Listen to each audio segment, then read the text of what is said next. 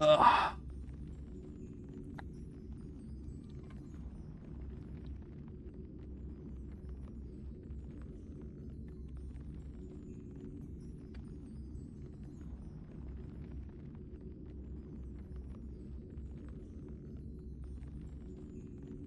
So let me just check if my stream is properly live or not. Buried in light deep within. Okay, I'm also live. Alright then.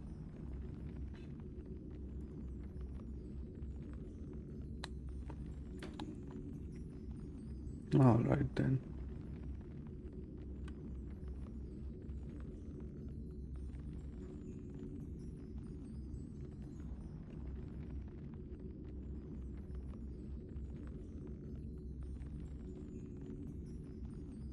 Okay, I guess now I can just go live and just do my thing.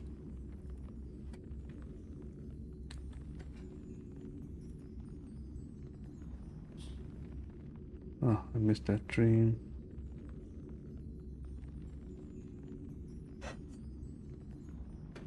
Of the Erdtree DLC just dropped, and it's also extremely story heavy. Pure and radiant, he wields love to shrive clean the hearts of men. And this is very much the story of Miquella. Let's learn what we can. There is nothing more terrifying. You'll recognize Miquella's cocoon here. It's located in Mohgwyn Palace, and that is the DLC access point that will give way to this. What they're calling the Land of Shadow, a place that you can explore on June 21st as long as you've defeated Mohg and Radahn. According to Miyazaki, the DLC is at least the same size as Limgrave in the base game, and this will be their largest DLC to date. In that forsaken place, blood must spill. Blood of your fellows. The Erdtree faithful. Interviews also reveal that there will be 8 new weapon categories and at least 10 new bosses. They were never saints. They just happened to be on the losing side of a war. Enemies here are the vestiges of a war that occurred in the Land of Shadow long ago. They've just been obscured by the Erdtree until now. So many feature designs that would be considered cursed or blasphemous in the Lands Between, and there's no better example of that than the newest member of Marika's family, Messmer. Mother, wouldst thou truly lordship sanction in one so bereft of life? We're entering the DLC as a Tarnished that was sanctioned to become Elden Lord, but it seems events in the base game might pale in comparison to what's playing out here with Miquella, who arrived long before we did. I presume you, too, are keen to know just what kind Miquella is doing here. So let's talk about everything. I have analyzed every frame, translated every interview, and kind of haven't slept in 2 days, so good night, and I hope you enjoy. Those stripped of the grace of gold shall all meet death in the embrace of Messmer's flame. Come now. Touch the withered arm and travel to the realm of shadow. I will not be far behind. May we meet again. Before we break down the story, I'm going to highlight what I think are 3 of the biggest gameplay details that I found hidden in some translated interviews. First, Elden Ring's DLC will actually feature a new power scaling feature that will come into play while you're in the Land of Shadow. Here, our character will be able to upgrade their attack power in a way that is separate from your rune level. Let me explain that. So, Miyazaki mentions that this system is somewhat similar to how attack power works in Sekiro. In Sekiro, you don't level attributes to do more damage like you would do in Elden Ring. Instead, your attack power can be raised by defeating certain bosses and claiming their memories. So, a system like this is being added to Elden Ring, and it will be a new way to get stronger in the DLC. in addition no. to using runes to level up, as you're used to. The reason this is being added is because From Software know that there are a lot of players who will be going into the DLC at high levels with their completed characters. And so instead of having players with completed characters just steamrolling the content, they want players to have that classic experience of struggling against bosses and needing to explore other areas to get stronger and to try again. So by adding a new attack power resource, and hopefully also by scaling our characters appropriately, I think this idea could be genius. And it's especially important for a game like Elden Ring to have this, because this game will live or die by the enormous, expansive world it has, and you need to want or need to explore that world. Next, of course the DLC will be getting many new weapons, but most interesting is that these new weapons span 8 new weapon categories. Elden Ring already had a ton of weapon types, so getting 8 more is actually kind of insane. So far we know 6 of these new categories. One is the dueling shield, which combines offense and defense. Another are these reverse grip swords that we see being wielded in this clip. And then there's weapons that enable a martial arts style, reminiscent of the Dragon Bone This Fist one's from really Dark cool. Souls 2, or the Senpo monks from Sekiro. Miyazaki also mentions a large Japanese sword and a new large sword, whatever that means. But personally, I'm most excited for these. These are equipable throwing weapons where all of your melee attacks are thrown attacks. Elden Ring always had really smooth, ranged gameplay, but the weapons were so bad that it just wasn't worth playing, so I really hope these are viable. Anyway, the third gameplay point I want to mention is that, again, Miyazaki says that the DLC area should be at least the same size as Limgrave, but you need to bear in mind, this is coming from the same humble man who told everyone that Elden Ring would take about 30 hours to complete. So I wouldn't be surprised if Miyazaki is underselling the size of the DLC here, if anything. But that's enough about gameplay for now. Let's talk lore. Shortly after the DLC trailer released, I received an email from Namco Bandai about it, and they included this short poem. It reads, "The Land of Shadow, a place obscured by the Erd Tree, where the goddess Marika first set foot, a land Out of purged in Dream an Die. unsung battle, set ablaze by Mesmer's flame. It was to this land that Miquella departed, divesting himself of his flesh, his strength, his lineage, of all things golden. And now Miquella awaits the return of his promised lord." Let's break that down, starting with the Land of Shadow. According to interviews with Miyazaki, the Land of Shadow is a place that has become physically disconnected from the Lands Between. So this isn't an alternate Holly version is of the loved. Lands Between, nor does it seem like we'll be going backwards or forwards in time to access the DLC for once. And that is refreshing compared to past From Software DLCs. I am excited for a DLC that will expand on the present world for once, rather than a past or future world.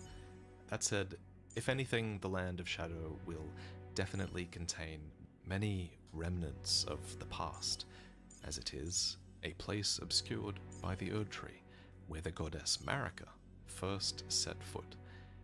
If this place can be obscured simply because the Erd Tree exists, then I lean towards thinking that this might have always been some sort of shadowy dimension, rather than once physically being a part of the Lands Between landmass, although there is a nicely sized gap right in the middle of the Lands Between where this might fit.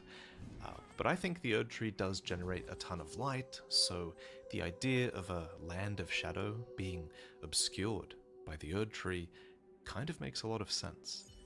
As for why this place became obscured by the Erd Tree, I think we can lay the blame squarely at the feet of Marika, since the age of the Erd Tree is her age, after all, and this age only came about when she ascended to godhood and became the vessel of the Elden Ring.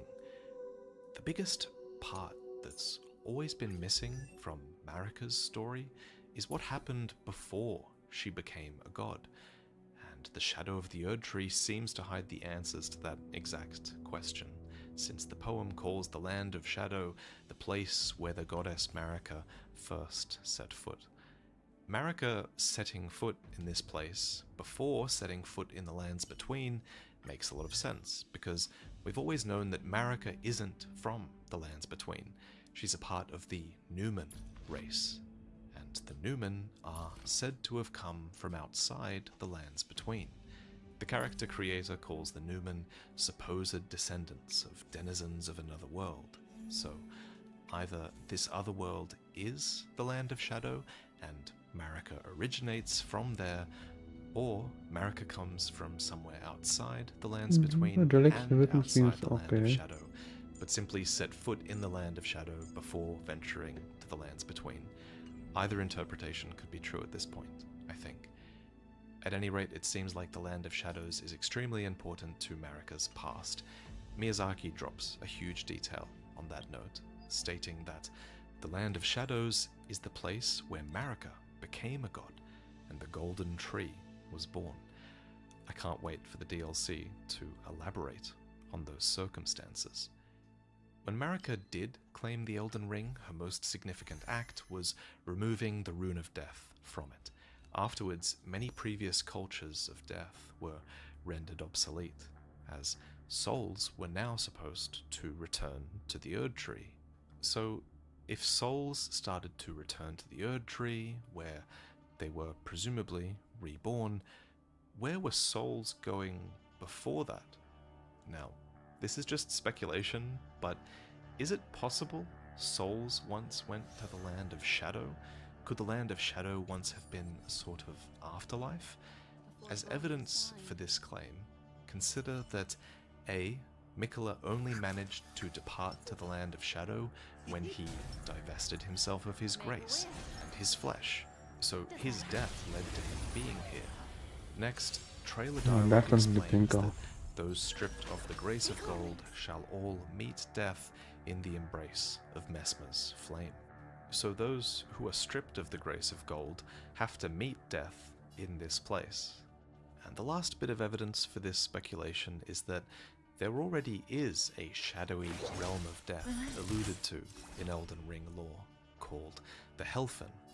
So, since we know that the Erd Tree disrupted the previous cycles of death in the lands between, it definitely makes sense to me that the Erd Tree might obscure the Land of Shadow beyond just being a bright source of light. It might have replaced its existence as a sort of afterlife, but I could definitely be wrong on the afterlife stuff, so let me know what you think.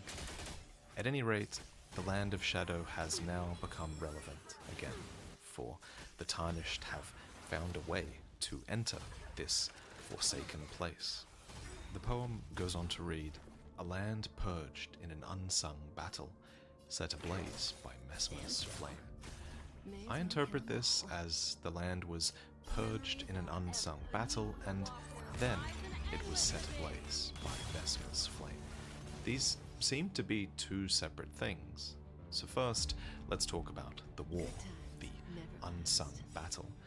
In an interview, Miyazaki references the war when he was asked about this Wicker Man enemy, and replies, "So, this giant basket of flame was a terrible, gruesome weapon used in a war that occurred in the Land of Shadow. The kindling that you see is actually the remains of bodies that were put in there to burn.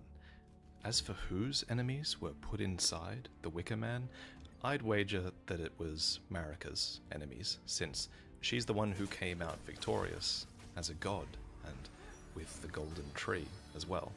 Just speculation, though." Zully the Witch points out that the Wicker Man traces its origins back to Celtic myth, where people were allegedly sacrificed within a wicker statue, and many other users have pointed out that this design may have instead been drawn from Berserk. They were never saints. They just happened to be on the losing side of a war.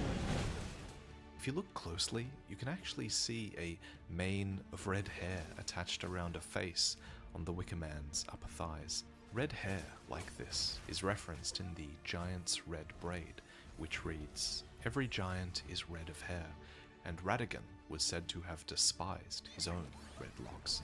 Perhaps that was a curse of their kind. Incidentally, the red hair here is just one of many symbols in the trailer that are considered blasphemous over in the Lands Between. Omen horns, for example, are another such symbol of despised beings under the Golden Order, and omen horns are seen here on the Wicker Man, here upon the Lion Dancer, here on these enemies, and even upon the roaring rune bear thing, which also has that red hair. And then there's this hippo thing that's using an aspect of the Crucible, which were also aspects that became despised and scorned. And then there's a spirit wielding the Iron Cleaver that's the signature weapon of the Misbegotten, who were also despised. So lots of blasphemous symbols going on, but no character in the DLC has as many of them as Messmer, who is the character that is at the heart of the Shadow of the Erdtree DLC, maybe even more so than Miquella. This is the demigod who would set ablaze the Land of Shadow. Mother, wouldst thou truly lordship sanction in one so bereft of light? So this is Messmer, and the mother he mentions is Queen Marika. An official interview makes this quite clear. To quote Miyazaki, That guy didn't kill "And you the may other. have seen at the end of the trailer, there was this piece of key art where it shows Messmer sat in this throne-like chair, and people who've played the game may recognize this throne to be one of those from the boss room where you battle Morgoth, and this represents the thrones at the base of the Erdtree, and it's supposed to symbolize that Messmer stands on equal footing to these other demigods and children of Marika who sat around in these thrones and held the rooms of the Erdtree. So he is an important figure who rivals these other demigods. And as you play the DLC, you will learn a little about this why should be he dead wasn't now. featured in the Legends of the Erdtree, the Lands Between. You'll realize why he exists in this shadow, this Land of Shadow. As to who Messmer's father is, well, there are many signs that they're a product of Radagon. For one, there's the red hair, and then there's the fact that Messmer's name starts with M, which suits the naming convention for the children of Marika Radagon, who are Miquella, Malenia, and possibly Melina. Speaking of Melina, we've talked many times about the butterfly theory, which posits that all children of Radagon Marika have a butterfly of their own. Miquella's is the nascent butterfly, Malenia's is the Aeonian butterfly, and since Melina is the kindling maiden, we've long speculated that hers was the smouldering butterfly, but now it seems that butterfly could belong to Messmer instead, given his much more overt flame symbolism. That said, there is a fourth pink butterfly featured in the trailer now, so it's possible the butterfly theory might still have wings. If Messmer was legitimately born alongside the other children of Marika Radagon, that actually places his existence a little bit later in the timeline, still in the age of the Erdtree, but after Radagon left Rennala for Marika. Whatever the case, Messmer would find himself in the Land of Shadow, delivering death to those stripped of the grace of gold. Those stripped of the grace of gold shall all meet death in the embrace of Messmer's flame. Since this line is delivered by a third party, it seems there's a common belief here that Messmer's role is to deliver death to those stripped of grace who find themselves in the Land of Shadow, including, apparently, our Tarnished, who finds themselves at Wait, odds Dana got with advanced Messmer. forward or something? Mother, Oh, this is a wouldst problem. thou truly lordship sanction in one so bereft of light? In this dialogue, I think Messmer is questioning why Marika has seen fit to restore grace to the Tarnished and sanction their lordship, guiding them to become Elden Lord, even though in his eyes we are bereft of light. Messmer strikes me as a bit of a rebel and an outcast. He's not what you'd expect from someone who is clearly killing people who have been stripped of the grace of gold. But I do ultimately think that he holds Marika in high regard. I do think he's doing this on her behalf. The fact that he sits on a demigod's throne might be evidence enough, but in an excellent bit of photo manipulation by user Wusa69 on Reddit, we can clearly spy a statue of what seems to be Marika in the background. It has her signature braid and her armband as well, and uniquely, she's holding a baby who could be Messmer, but that's just speculation. We know Marika uses Radio Kong. even her enemies, even the blasphemous. She will keep a fire giant alive just so it can watch over something for eternity. She will disguise herself as Radagon, make her biggest rival fall in love with him, and then abandon that rival and undo them from within. She will condemn the misbegotten and then get one of them to craft weapons for a Tarnished so that they can become Elden Lord. So in a similar way, I feel like Messmer being useful to Marika, despite very clearly being a blasphemous character, really isn't that strange. But what do I mean about Messmer being blasphemous? Well, first, there's the snakes. According to the Gong is gonna Keeper die. Cloak, the snake is viewed as a traitor Bye, to the Lou. Erd Tree. And now we don't know if they're talking about Messmer's snake or the Great Serpent, Oh which is no. Okay. what we assumed before. Well, got it.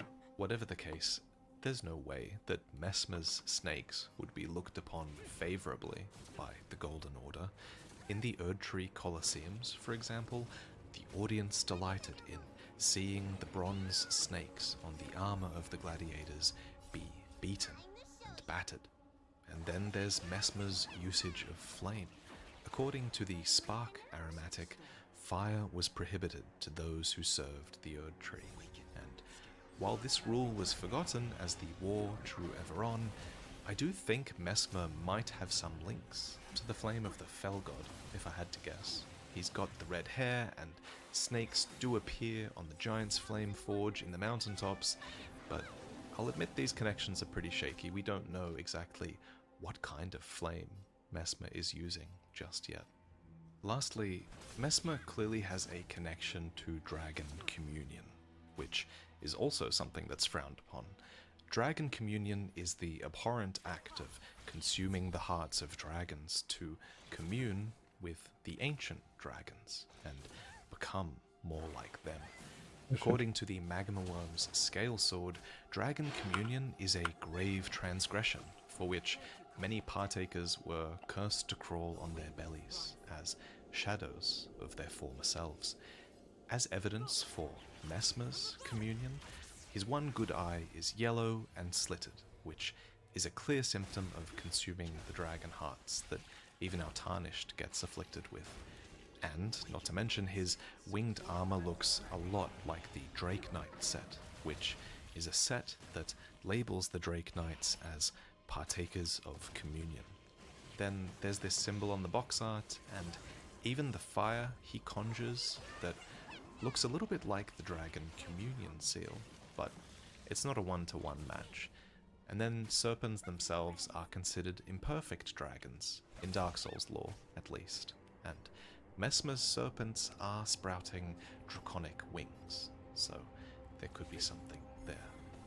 On this promotional page, we also learn that Messmer's full title is Messmer the Impaler, and it could be that this name simply comes from his fighting style, but I will also point out, as many others have already, that there is a catacomb in the Lands Between called the Impaler's Catacombs. So it's possible he got this reputation from certain deeds that he committed in the lands between. Of all the characters I can think of, only the fire giants and Marika come to mind as ever being Let's break pale. these. The fire giant's stakes aren't identical to Mesmer's spear, but they are similar, and Marika being impaled at the end of the game Oh no. never really had a good explanation, so maybe this is a chance for them to explain Oh, that it's over. finally. So in conclusion, I get the vibe that Mesmer is this rebellious, kind of blasphemous child, but that they're still loyal and, more importantly, still useful to their mother, who is Marika. Though, of course, all my opinions and speculations take in more this video, damage. especially, are very subject to change. Next, let's talk about Miquella. Okay, what about switch teams? Let's try. Miquella is many things. He is the demigod son of Queen Marika and her consort Radagon. He is Miquella the Nascent, cursed with eternal youth. He is Miquella the Unalloyed, who sought to find a cure for his sister's scarlet rot. He is Saint Trina, an alter ego who deals in sleep and dreams. And he is Miquella of the Halig Tree, a sort of Erd tree that he eventually embedded himself within. He's also the subject of an hour-long lore video on my channel, and I'm also going to be talking about him again later this week in a lore video about Mohg, so please forgive me for being brief in my description of him here. Suffice to say though, Miquella is a very important demigod. He's also an Empyrean, which means he is a rare character eligible to become a god and succeed Queen Marika.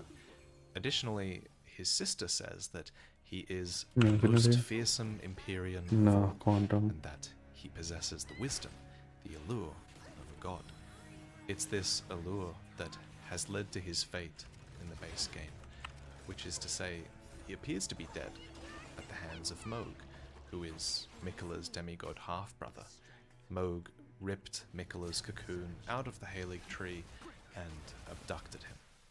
Now Miquella's cocooned flesh lies in Mohgwyn Palace, and his withered arm there will become the entrance to the DLC.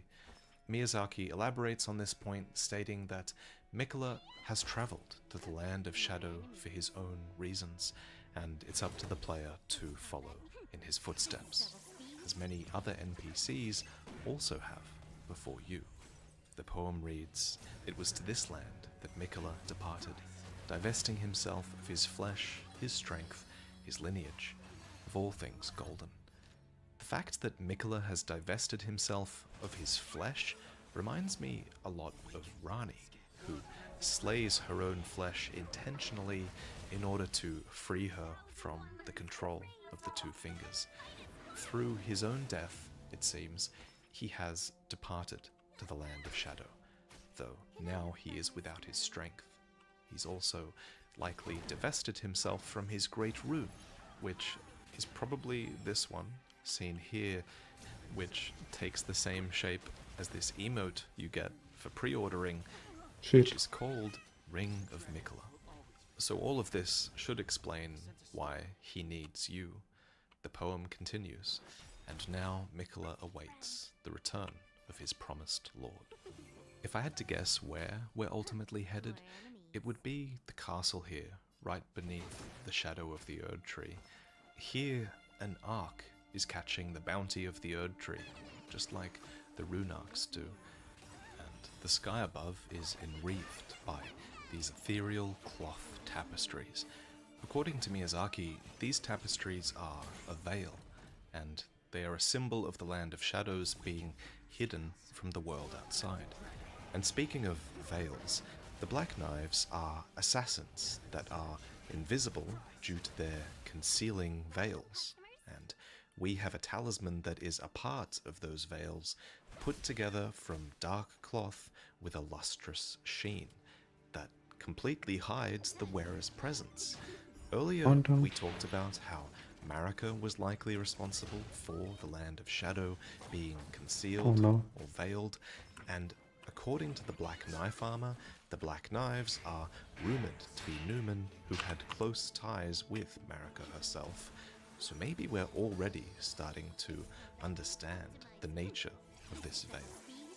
That said, the way this veil is laid brings to mind a lot of things. At first it reminded me of Marika's bedchambers. Then I thought maybe it could represent Mohg's bloody bedchamber, as he puts it.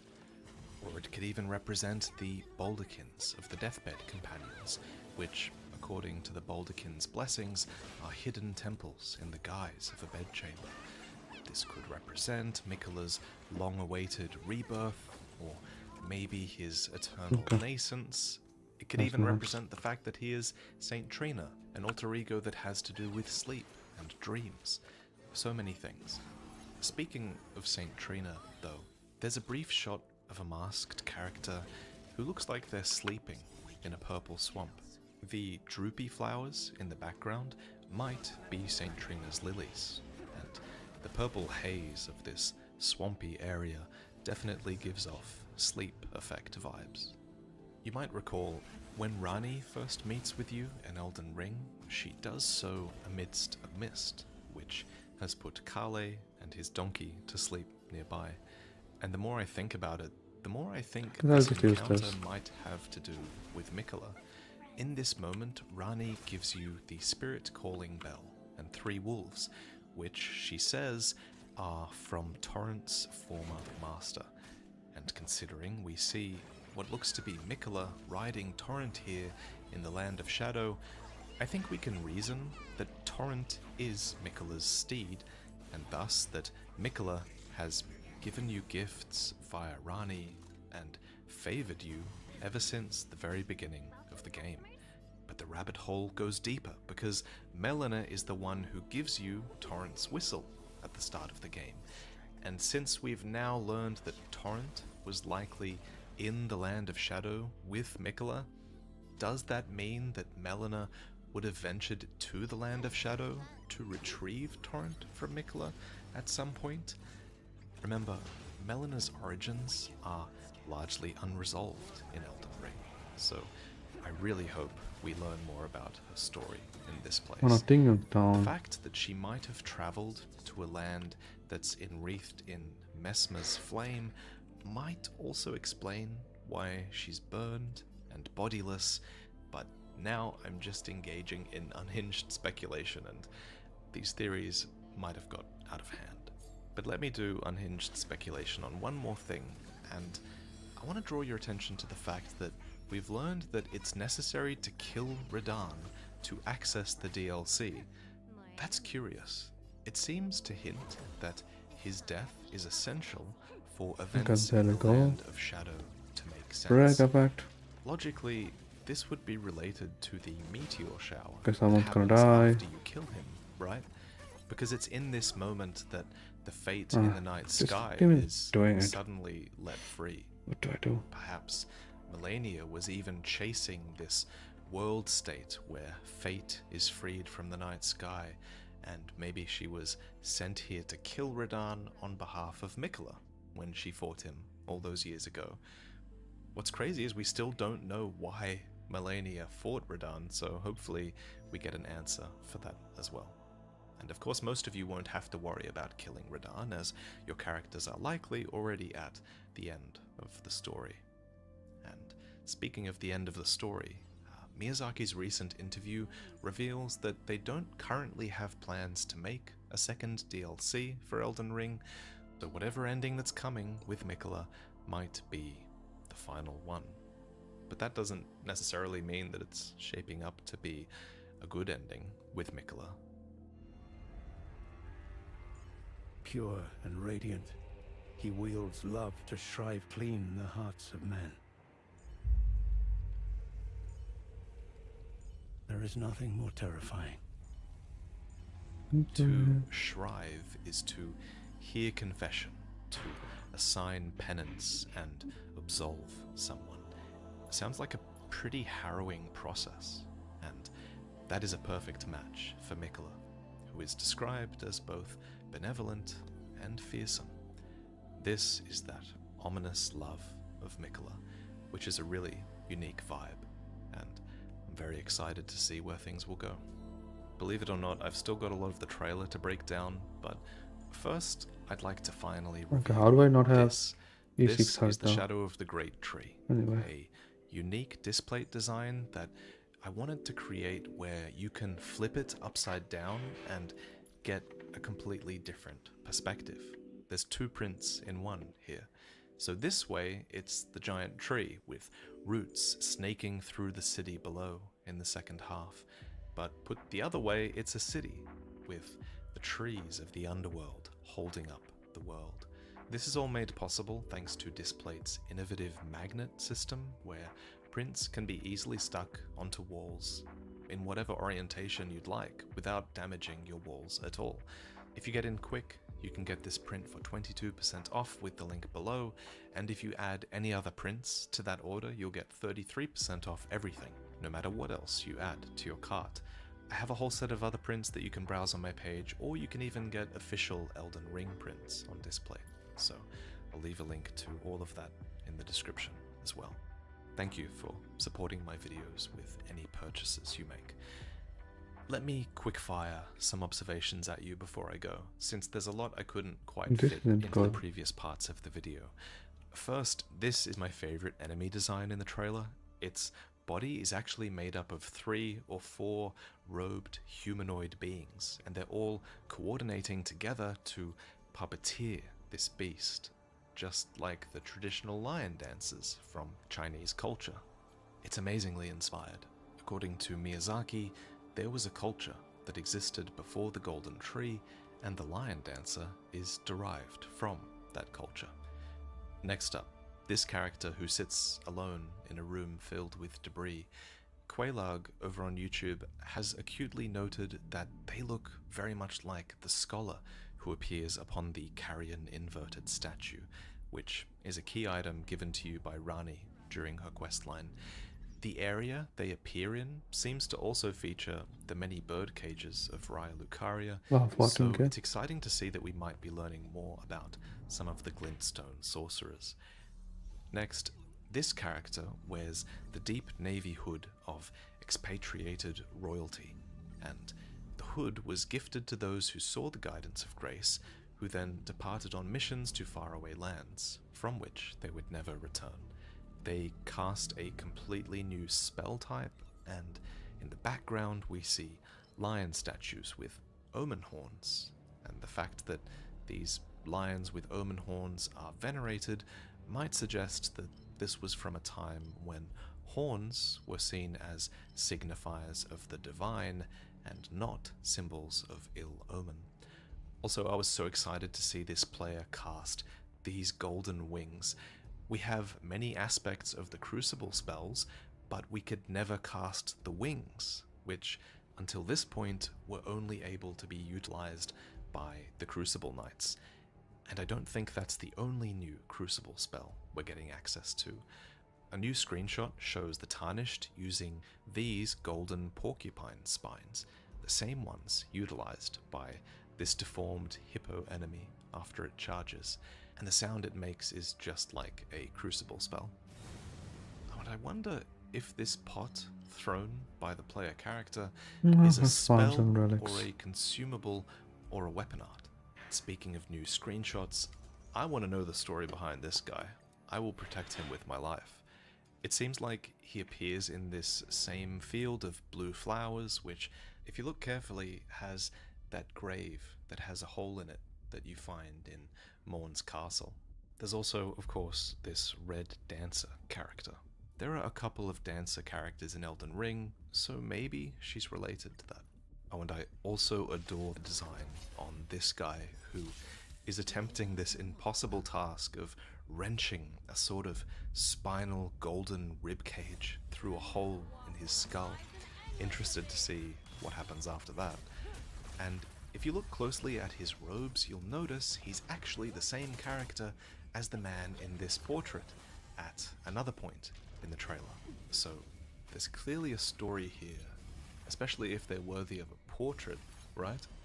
Next to this man is a woman who looks a little bit like a deathbed companion.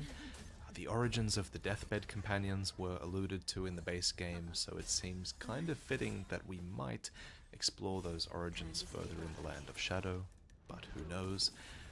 I also wonder if this enemy could be a Knight of Radan, They use gravitational magic, as a lot of his knights do. They're also armored somewhat similarly, and they ride a boar, and Radahn's helmet has boar-like tusks, so that might be a thing. But there's just too much to speculate over. Could this armor be related to the Knights Cavalry? This Twitter user points out that Messmer's statue looks a lot like the pose of the Cleanrot Knight. Defense. Is there a reason for that? Could these black knights with gold trim be related to Malekith? Are the people who are wearing masks part of House Mirai? Why is the top of this castle blackened and disintegrating into the sky? Why is there a line of birds standing before you in this swamp? Is this character afflicted by frenzy? Are they a worm face? Their posture is kind of similar.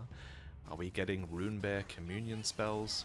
And a huge question, why does Messmer only have one functioning eye? So many questions, but I guess it'll have to wait. Subscribe for more Elden Ring lore in the coming weeks, and subscribe to keep up with all the biggest news regarding the DLC. Thank you to MissPap1 for helping me with the edit for this video, and thank you to all of those I referenced in this video and in the description. Check out the new Displate if you're interested, and thank you for watching. I'll see you next time. Okay, and that's enough Elden Ring content for today.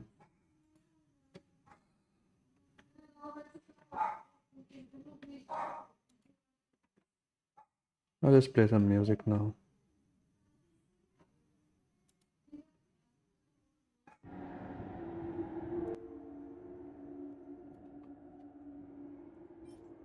No defense. HP.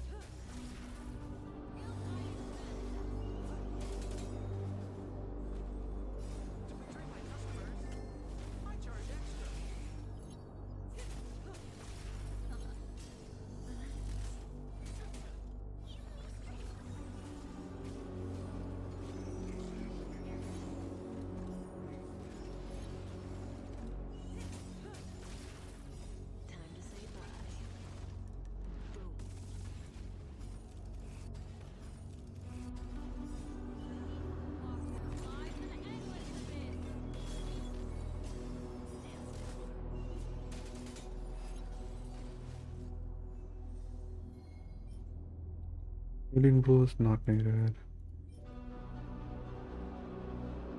I could keep this.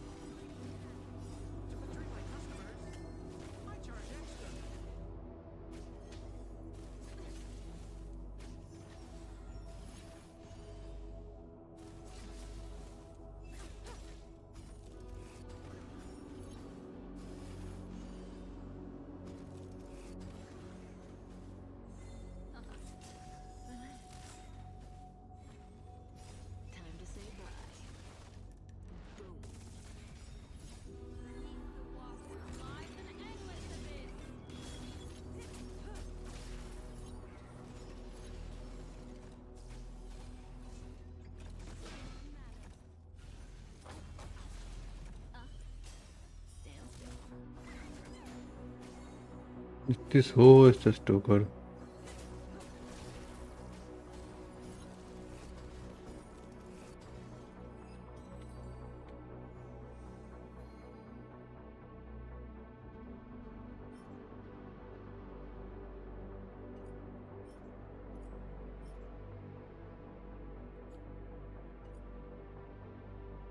Pardon, this isn't being worth it.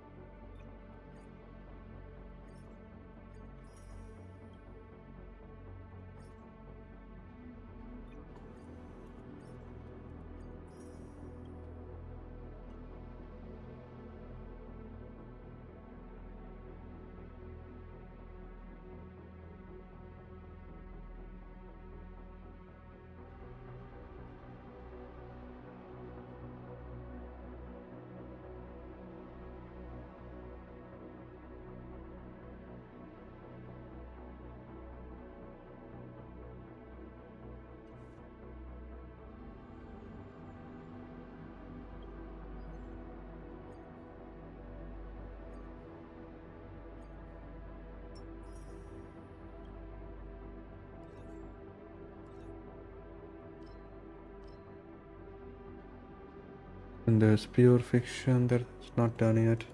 Let's just try pure fiction a bit.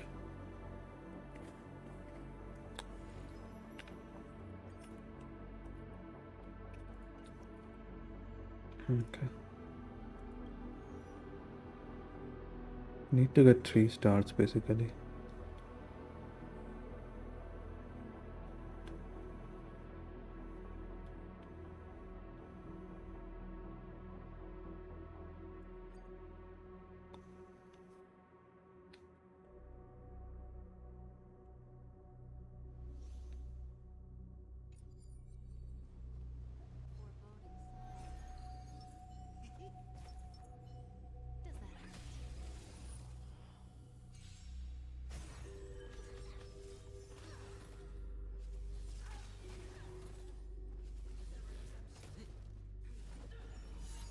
Just in time. Didn't hurt. Destiny isn't chosen. Ill fate is dead. Reason matters.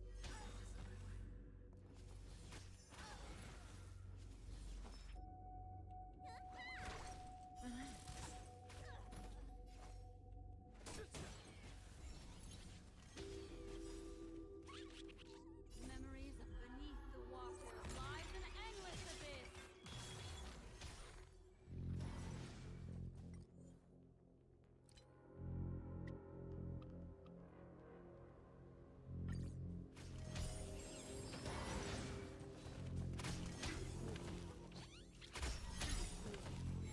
Good times. Time to say bye.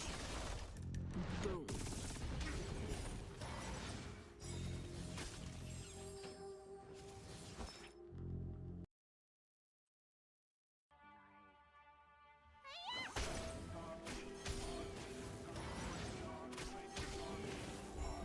What are you waiting for? To betray my customers? I charge extra.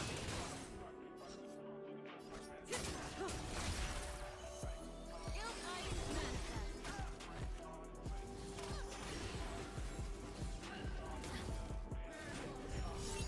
More business, eh?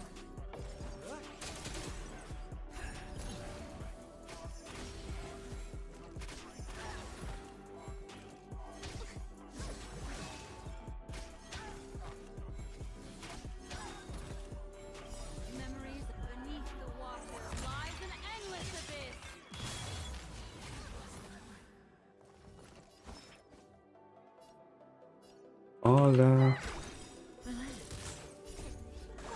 All that from just Arcana damage. You're too good tonight.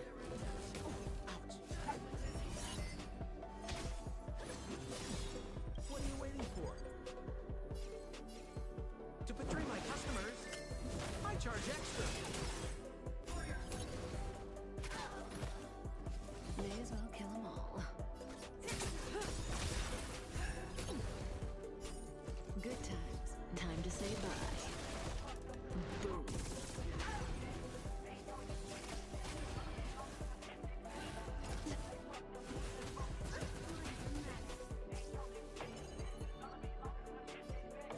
Ill fate is dead.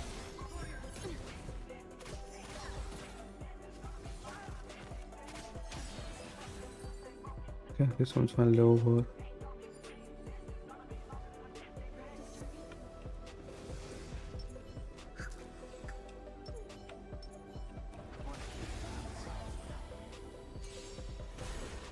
Stay calm, Lynx. That's it. You've got a lot of nerve.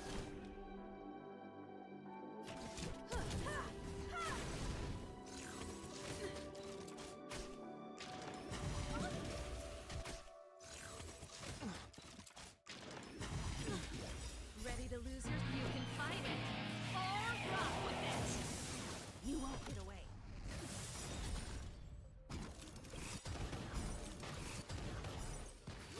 Perhaps you still don't understand. Humanity never conceals its desire to control the heavens, and I'm no exception. No.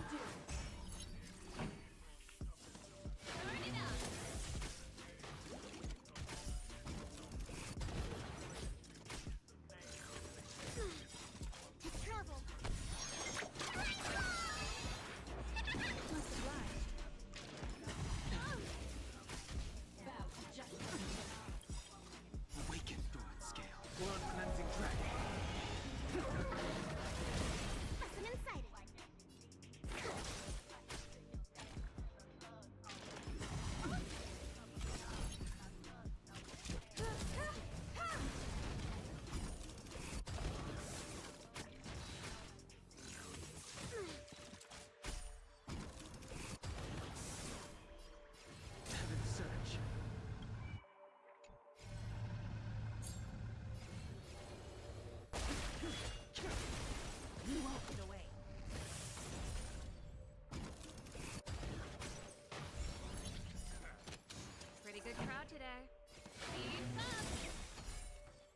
lose your you can fight it or rock with it.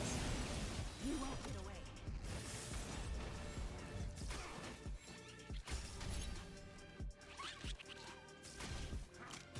That's it. Commencing research.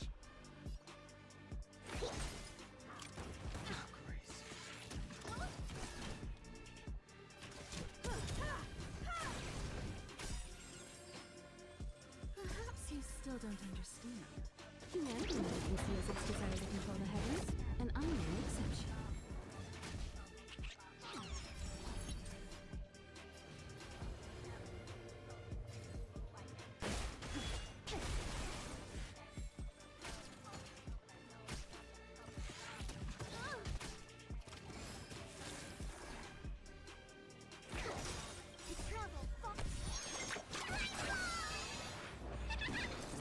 Song's for you.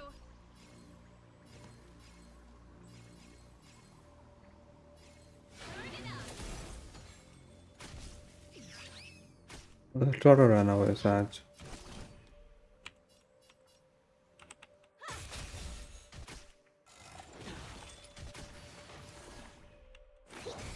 You won't get away. Barely felt it. Pretty good crowd today. Scales. World cleansing track. Ready to lose yourself? You can fight it or rock with it. You won't get away. Keep up.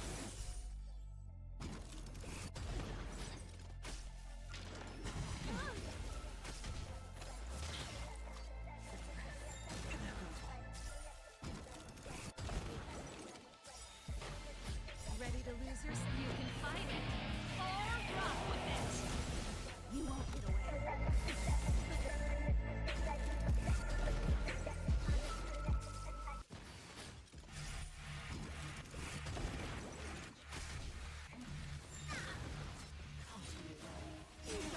Perhaps you still don't understand. Humanity never conceals its desire to control the heavens, and I'm no exception.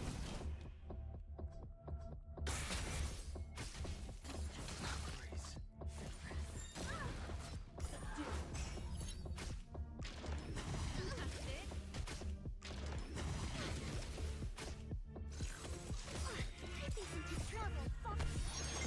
Must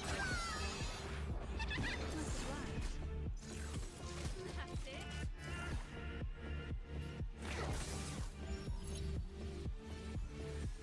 This one's over.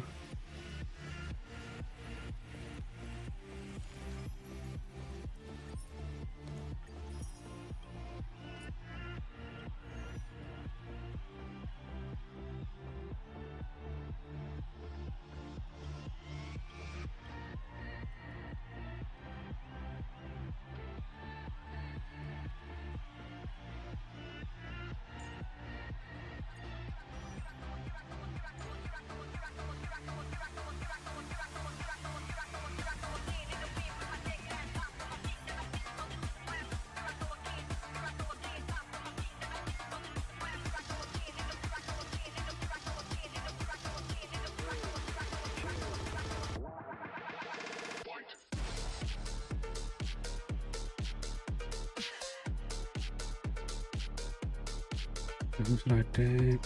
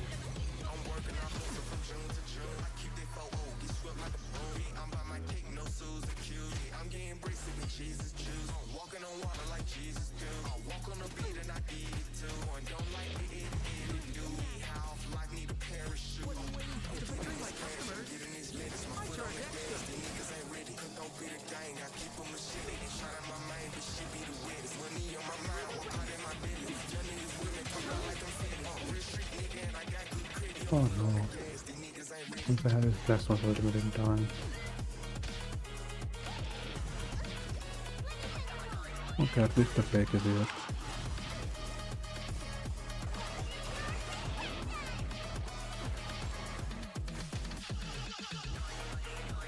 Oh, the stars aren't gonna be enough.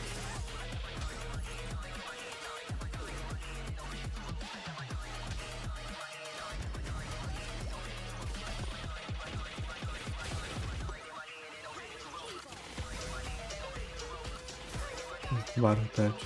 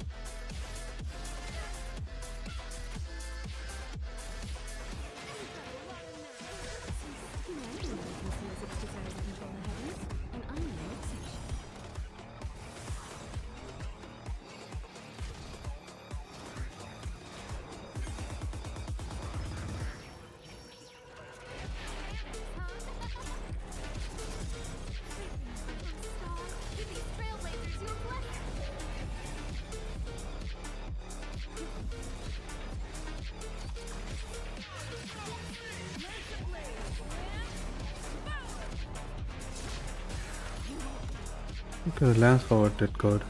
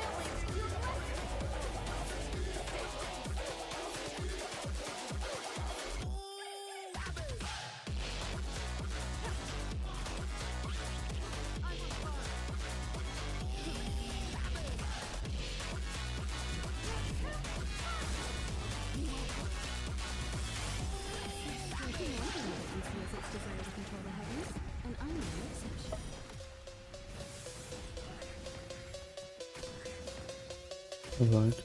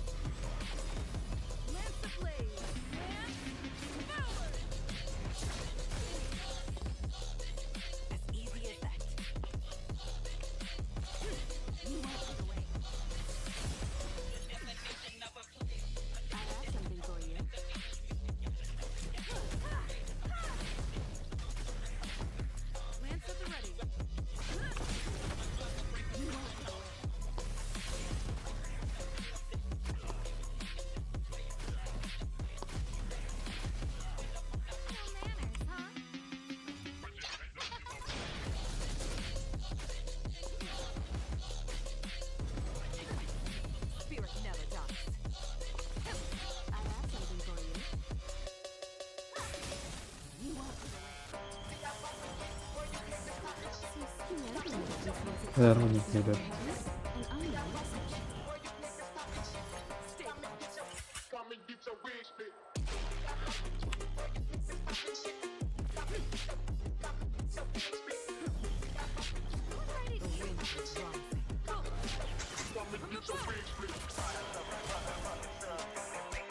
no exception. These trailblazers, your blessing.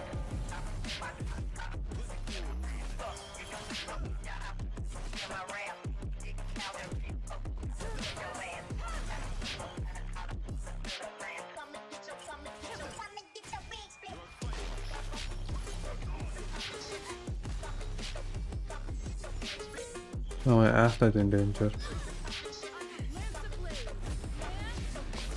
Asta dead as well. Oh, Davey, hello, what's up? Welcome back. Nice to see you again. I'm just doing some pure fiction here today.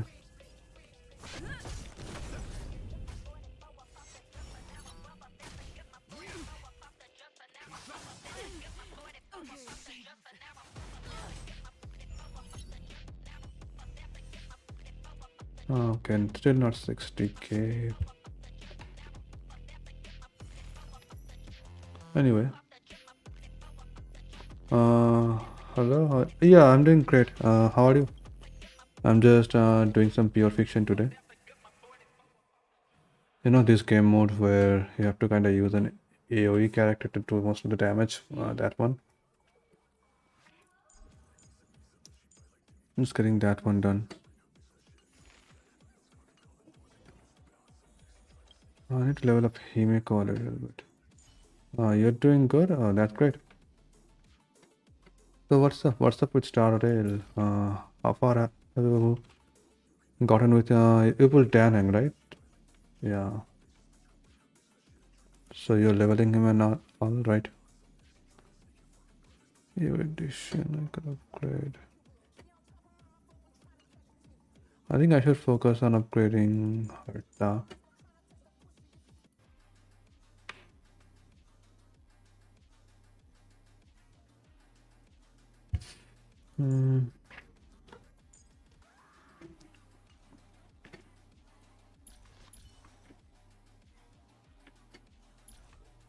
Don't have very high on Herta though. Who else do I have? I could level up Asta.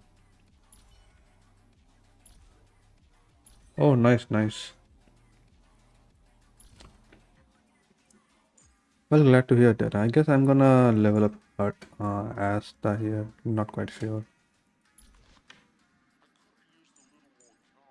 What's the event?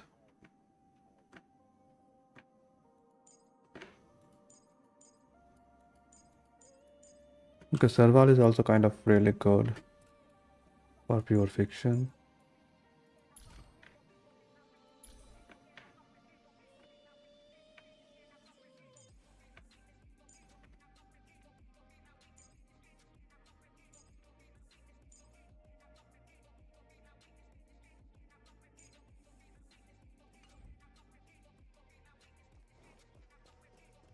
I should try to solo pure fiction with Black Swan on one side. Let's see.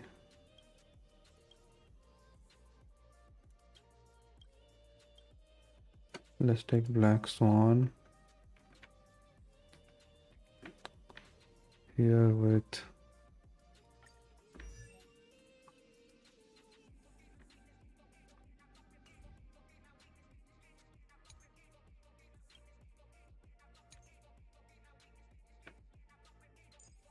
Black Swan with Sampo, I think will be okay.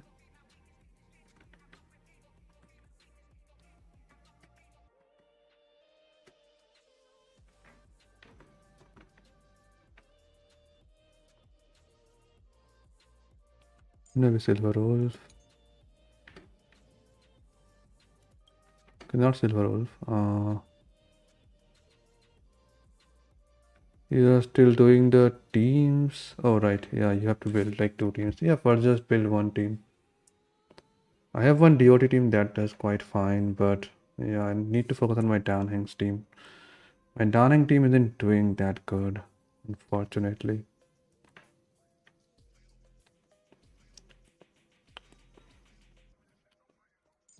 I'll just take Fire MC here, or maybe not. What else do I take here? Lightning. Okay, I'll just take Serval. Himiko, Asta. Let's not take Yukong. So Kafka, Himiko.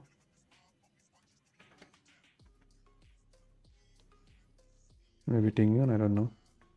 My team for Danang is Tingyun, Lynx, and Welt, and Black Swan is Knife and Jeopard and Pella. Yeah, for Black Swan, Knife and Pella seems really nice. And for Danang is Tingyun, Lynx, and Welt. Yeah, I guess that kind of okay too. Tingyun is like must for Danang anyway. You don't know about Welt, but Hania is good. Yeah, Hania is good for like Danang as well. Like Welt uses a lot of skill points, but Danang uses more skill points, so you can kind of use Hania for Danang instead. Welt can just be like a sub DPS. Like you can use Welt with Dr. Ratio or Danang as a secondary kind of a DPS to just inflict imprisonment if you want. That can go fine. Let's take Fire MC here. And let's take Lynx. Okay, let's see if this setup works. I'm gonna try to just go with Black Swan here.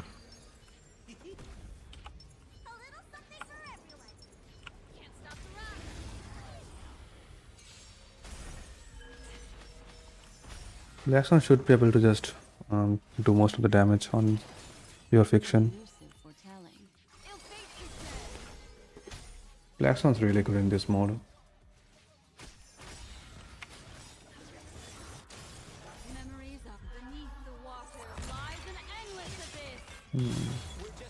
Sparkle is coming, so I guess I will be pulling for Sparkle, but I won't.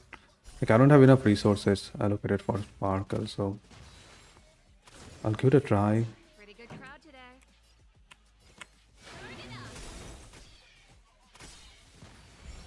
What are you waiting for? To betray my customers?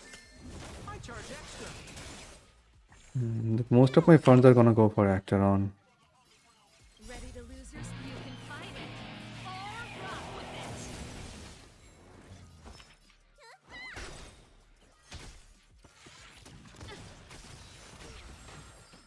They're clearing up pretty well. Ill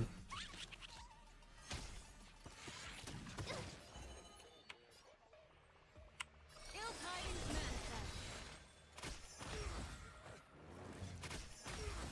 And all the Arcana damage. More business, eh?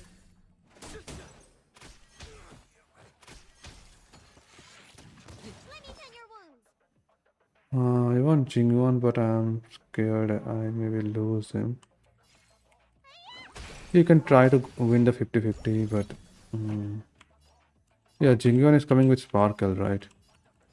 Yeah, What do you want to know? just next.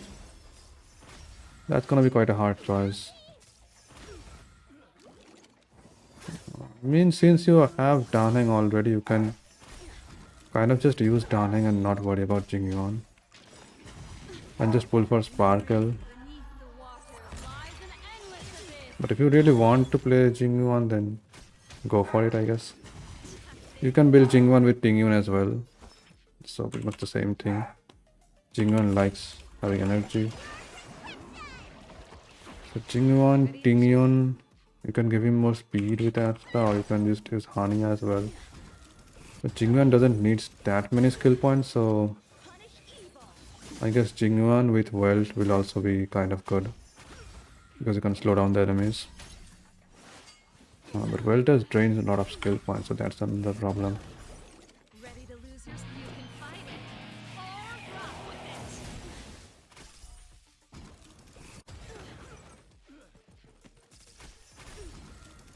it. The Black Swan damage is so good here.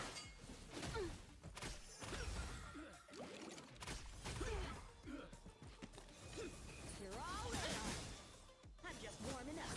Sheesh. Okay, let's go Sampo's ultimate.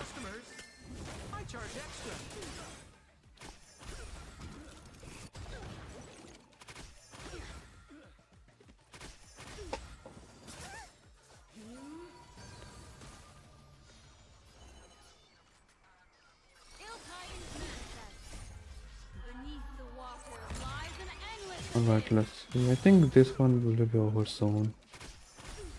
Yeah, Yanqing's getting quite a lot of damage hit on him. Oh no. Okay, Yanqing's turn is coming soon.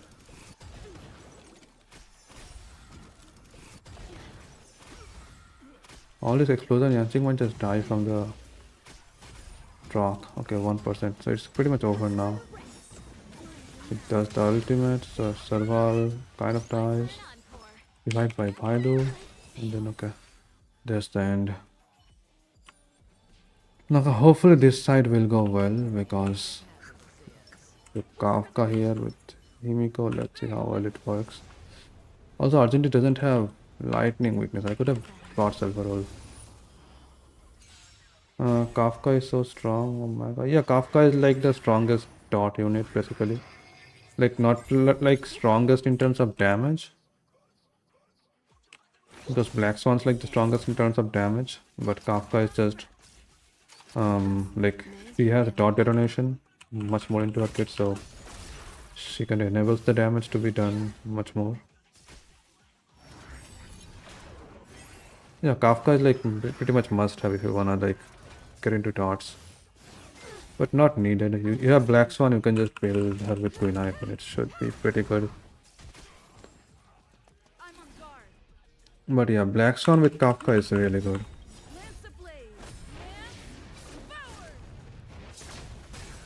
Even Kafka, yeah, you should like save up for Kafka since you pulled Black Swan. But not really necessary as well. I mean, you have Danheng, right? So, like Danheng with I think Ting Yun is already fine. If you can add like Sparkle in the team, then it will be like really good for Danheng. My Danheng is doing fine, but I just don't have good enough stats on Danheng, so it's kind of a problem right now.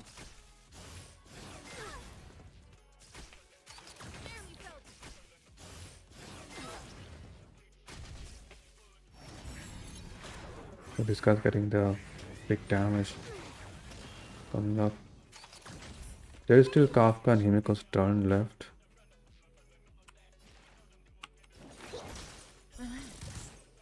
So I should have enough damage going on here.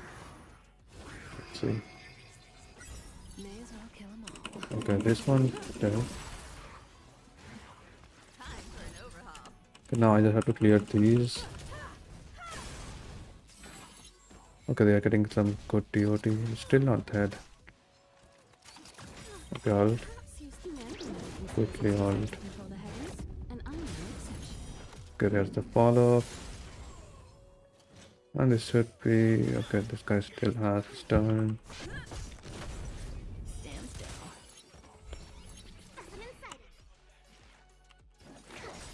I can just ult. Use Lynx to heal. Lynx is like really strong healer actually. For free to play.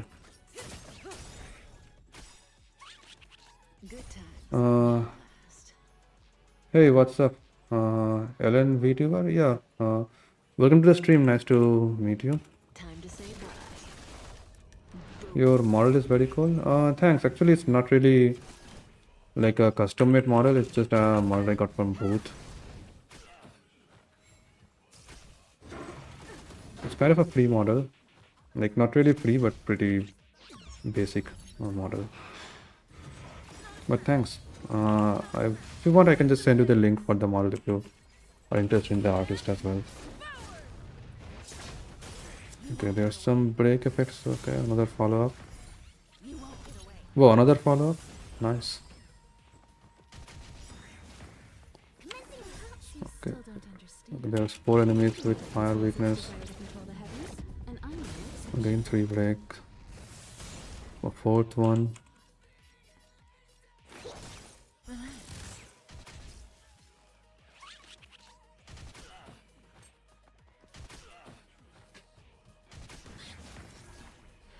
Do I like the trotter or this guy? I think the trotter will go down anyway, so shouldn't worry about it.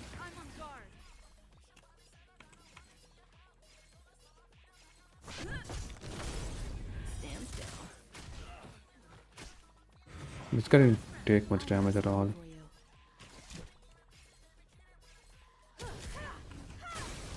You won't get away. Okay, follow up. Okay, I hit 60k points. Okay, nice. And so even if I don't defeat Argenti, I will at least have a full stars here. That's good.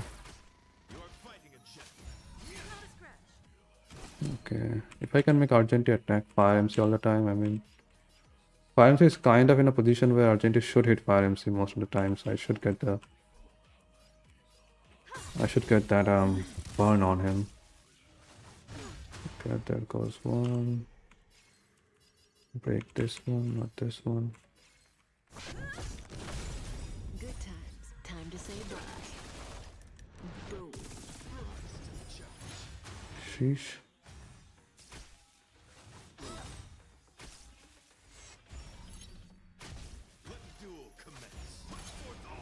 Okay, here comes his attacks. Let's shield quickly. This guy does quite a lot of damage.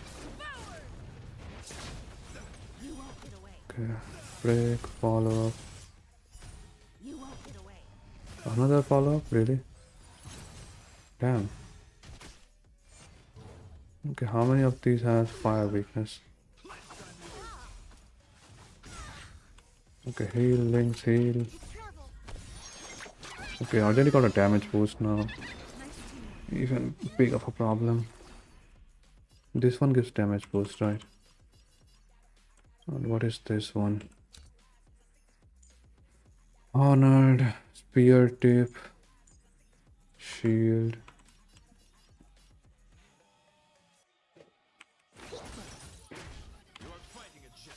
Perhaps you humanity can see as its desire to control the heavens, and I'm no exception. Okay, Say bye to breathing. this guy has lightning weakness.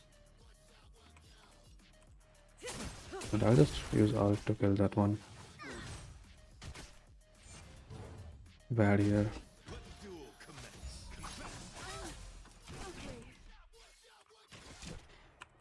Okay, let's break those two. Ah no, cycle's over. Okay, at least I got the 3-star.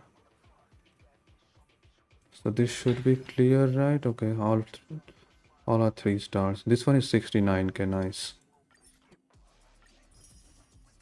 Okay, at least this one is clear. How many jades is that? That's quite a lot of jades. And all these other currencies.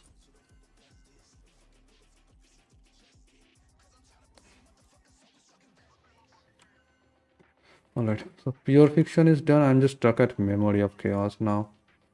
That's the only thing that's like being so much pain.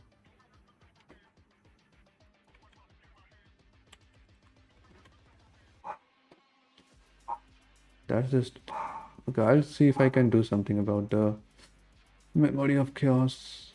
I guess my downing is just not doing good enough for some reason. Just I don't know why. Like, I mean, of course, I don't have him built like really well, like that well. Let's look at downing. At least I'm done with pure fiction, so that is at least something.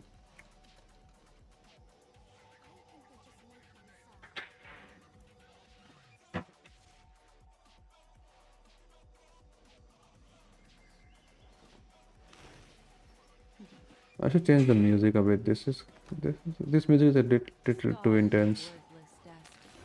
What should I play?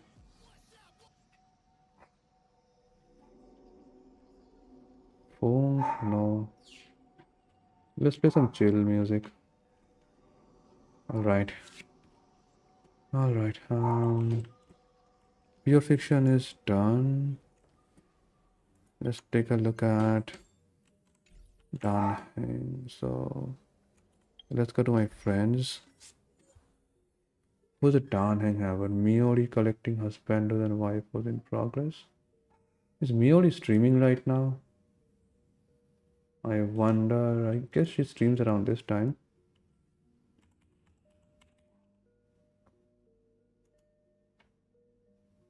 No, she's not streaming. She's just addicted, I guess. Okay. Sample content. E6S5 Kafka. Okay, who had like done in my friend list? Okay, this person has a done hang. Let's look at that. This is the signature light cone.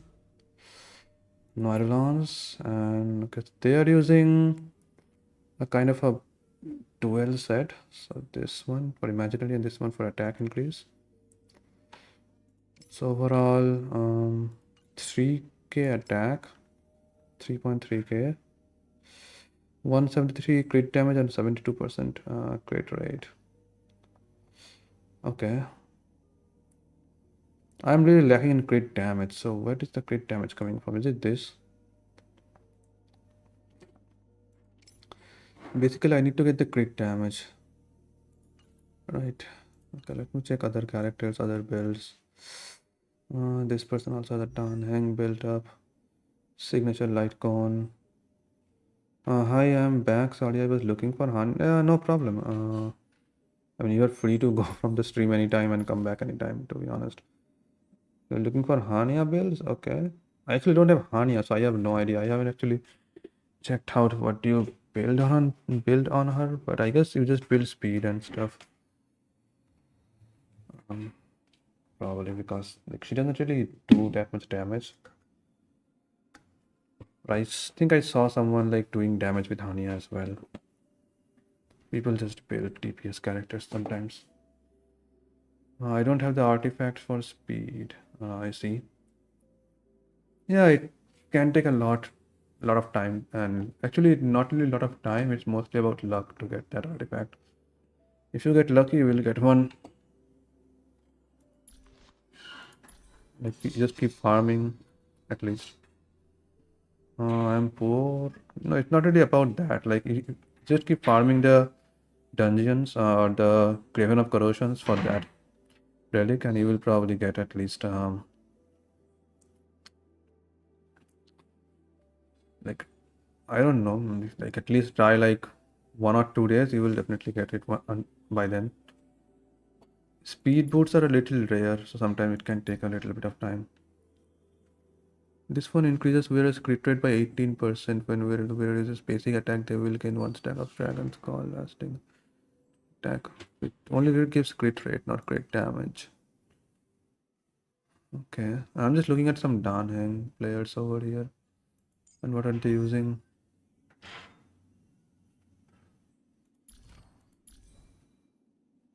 So people are using like this set, but they don't have enough crit rate. Just crit damage. E2 is really good on Danheng, that's for sure.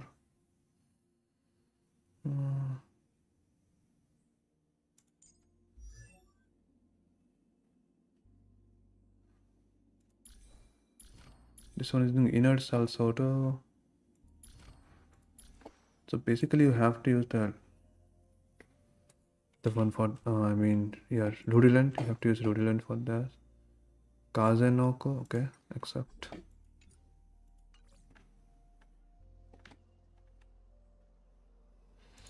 Nameless Honor, let's just claim this thing.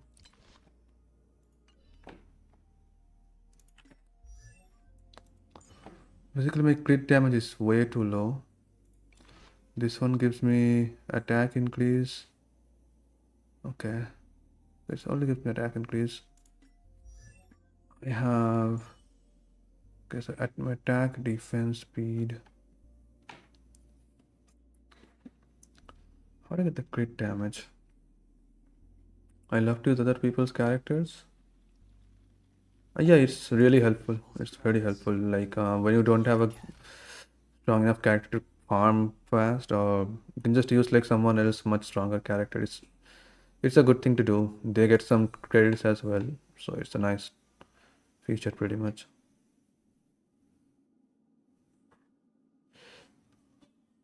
I usually used to use like other people's characters most of the time. Now I think I can just use my own characters. I don't need to use someone else support, but it's still nice to use that. The Tingyun is pretty fine. I think Yukong's speed is maybe getting too much. And for Danheng, okay, it is crit rate. Okay, so I got crit rate body. Without crit rate body, I will have lot less crit rate. So I won't be able to meet the 75. Now that's one problem. This one has attack, defense.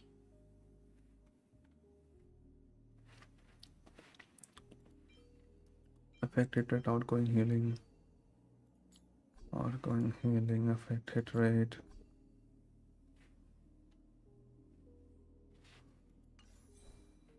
And farming for Danheng like this is gonna be hard. Okay, I'll just try to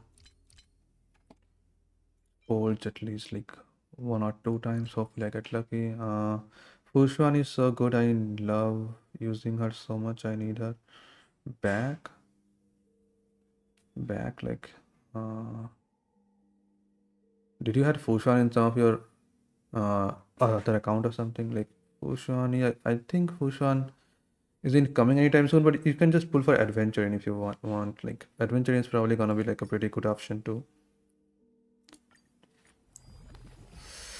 But yeah, Fu Xuan is one of the best. Okay, this is a crit damage one, so at least not too bad. I need a crit rate one with good substats. So this is crit rate with attack. I can try. Okay, I got at least crit rate, so that's lucky enough.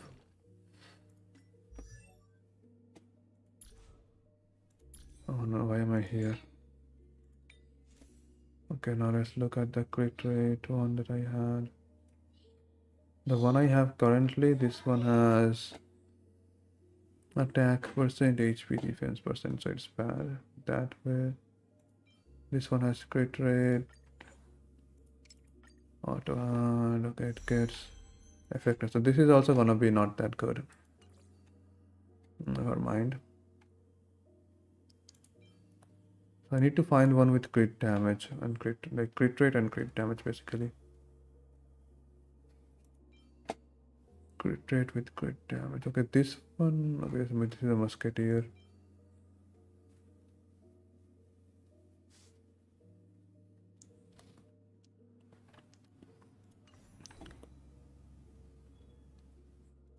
How about this one? This one is also not that good. It has break effect, crit damage though, defense. At least this has crit damage. If I had more crit damage, that would be better. But this way, getting like at least 70 to 80 more crit damage is gonna be so much harder. This has crit damage 10%. This one needs crit damage and hopefully crit rate. This one already has crit damage. This one doesn't have crit damage, so that's something that I can change. Let me look. Main stat can be imaginary damage boost and attack percentage. Okay, and then substat will be crit damage. So there's this one which has attack and crit damage. This one has crit rate, attack percent, effect hit rate, mostly flat attack. This is like only my other option that I can have. Let's see. I'm using other people's Fu Xuan. Oh, I see. Yeah, Fu Xuan is insanely good. If you like use someone's Fu Xuan, it's like it becomes almost impossible to die. Pretty much how good Fu Xuan is. I got an HP on this one. That's already not a good sign.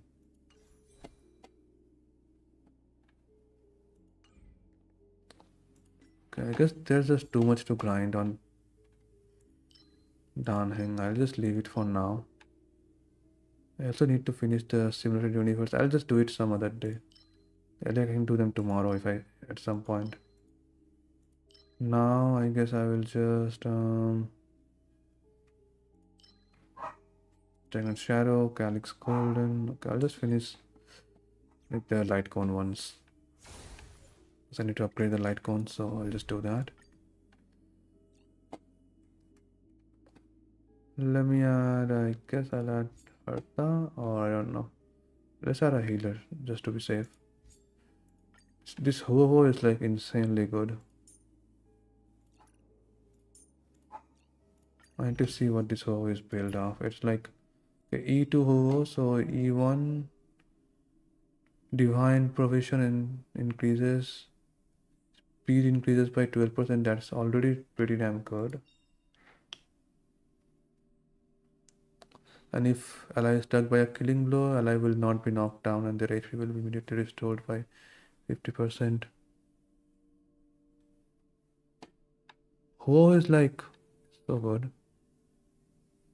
E2, what does E3 does? Then E4.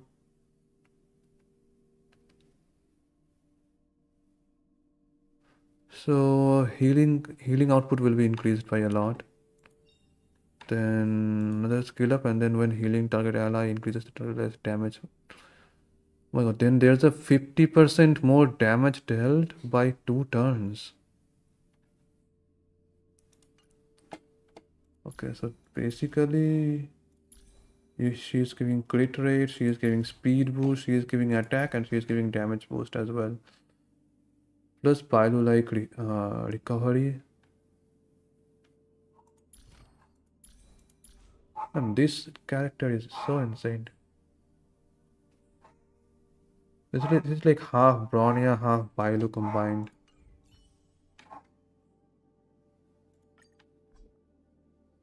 Oh, is insanely good. E6 is a little too much to go for, but E1 is already so good.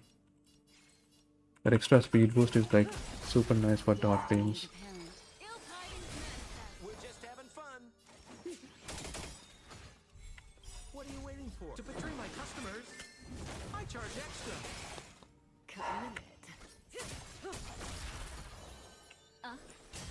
Stand still. Say bye to breathing. Good time. Time to say bye. Boom.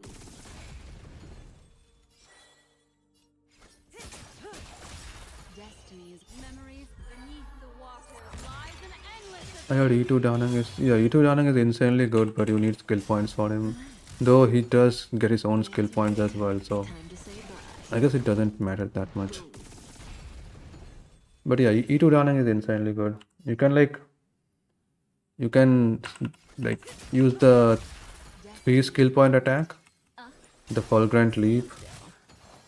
Then you can ult right after that, and you can then if you ult, normally you get 2 like points for your talent, or just like the skill point that done, and you get also another turn, so you get advance forward 100%. So you can like basic attack full charge with an ult, and then you immediately get to basic attack with a full charge again.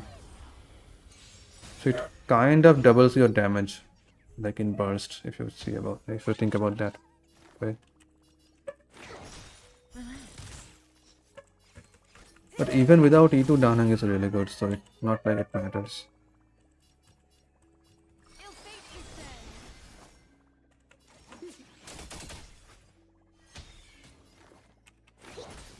Stand still.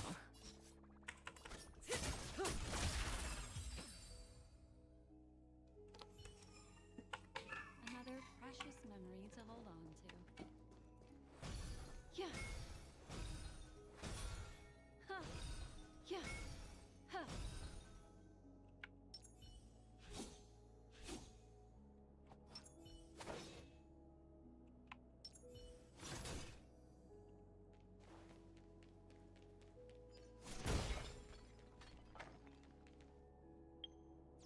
But I'm done with this account for now. I'll just switch to my EU account and do the stuff there.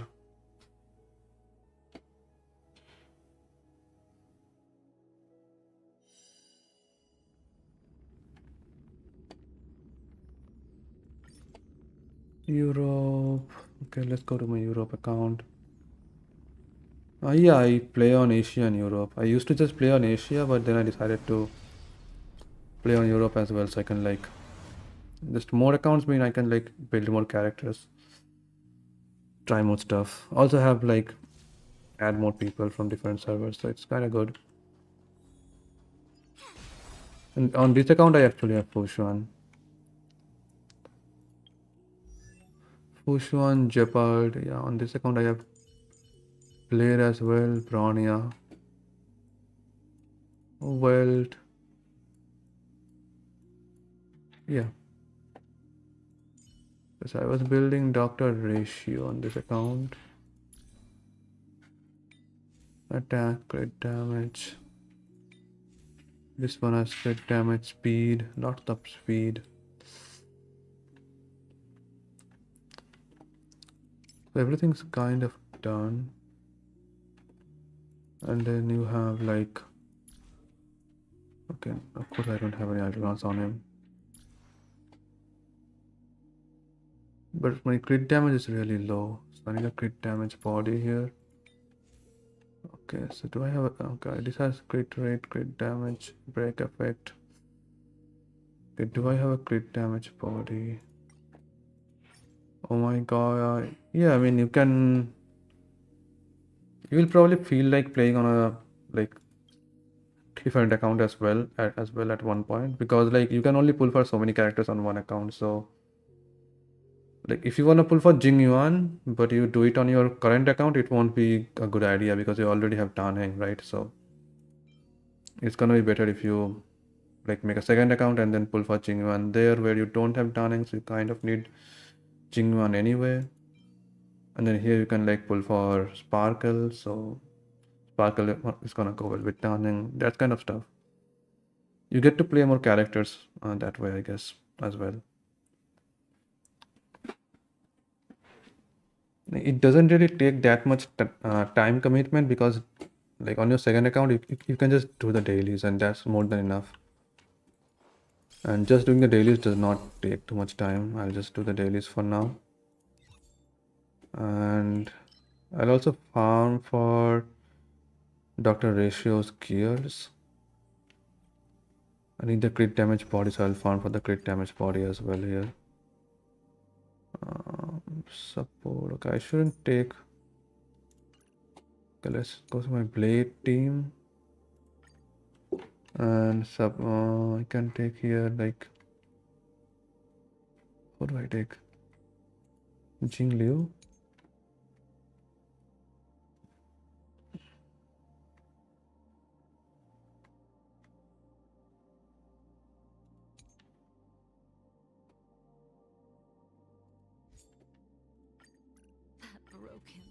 Okay, Jing Liu and Blade is really strong together. I'll go with that.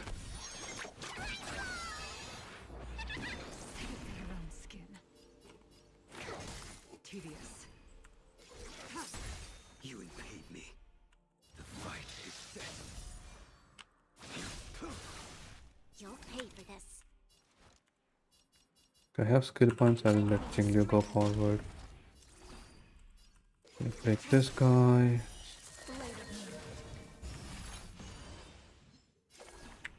And then tons of damage.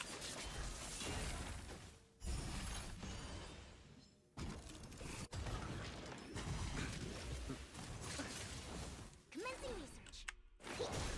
Another break. I didn't get that. I almost got the ultimate, sadly.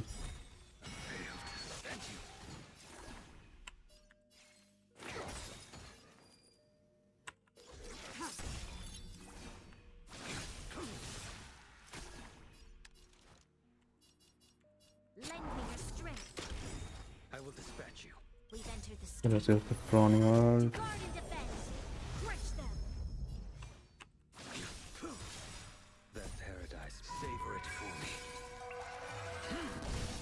There goes this one.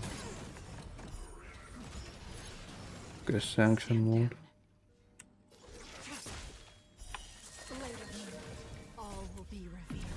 I wonder if Jingliu has Bronya's like buff activated still. Nowhere to run. Crit damage 24%, crit damage. No, Bronya's, okay, yeah, Bronya's buff is still active. Attack and even more crit damage. So overall, I'm getting 339% crit damage total from all this stuff. Okay, what about crit rate? She's getting crit rate, right? Yeah, pretty good crit rate as well. Yep, that's like insane damage. Jingli with Bronya is so good. HP, this one's not good. Then there's HP one again. Okay, this one's also trash. Okay, I need to get the crit damage one. Hopefully I'll get it. Let's keep trying. And then I need good substats as well. So much to worry about. You invade me. Your end approaches. This battle is unavoidable. Lend me your strength. Tedious.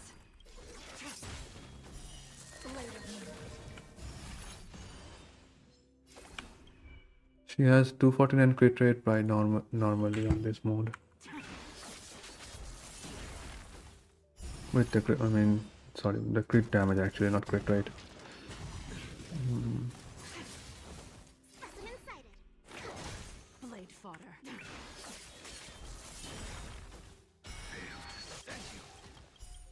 Can I ult in time? All No, it won't work. revealed. In lunar flame. Sag. Commencing research. Stand down.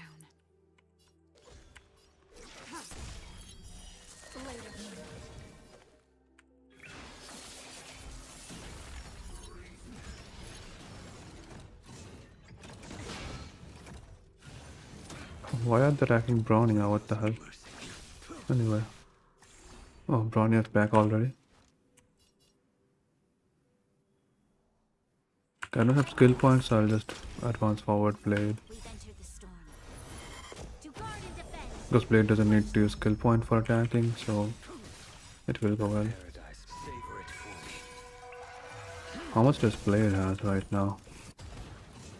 With all those buffs.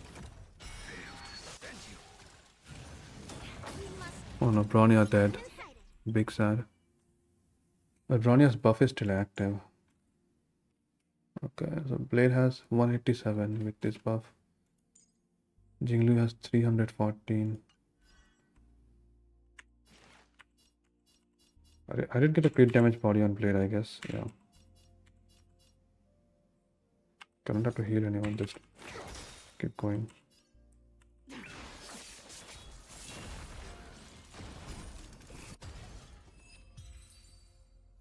What do I have this time? This is HP with crit rate, effect rate, not good enough.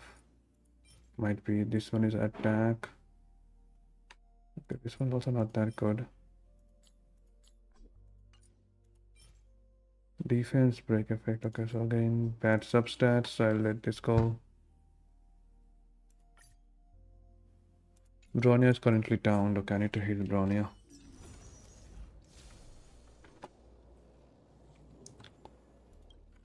I can just teleport and get Bronya healed. That will be fine. Yeah.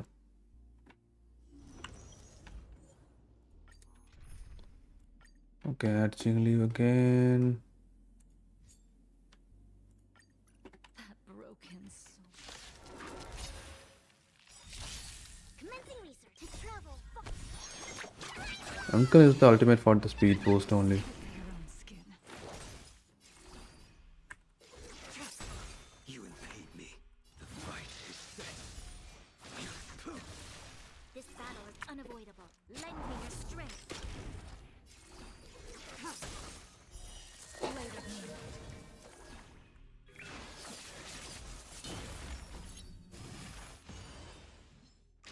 Explode. No, they ain't exploding. Okay, here comes the blade attack.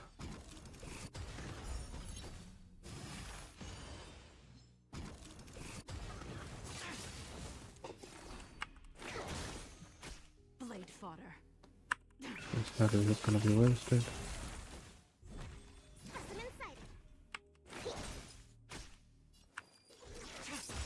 I will dispatch you. You'll pay for this. Lend me Don't have skill points, so blade again, blade's ultimate again. Savor it for me.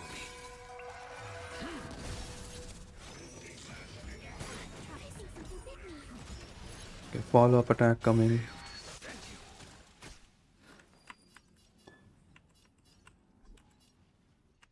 No skill points, Sag.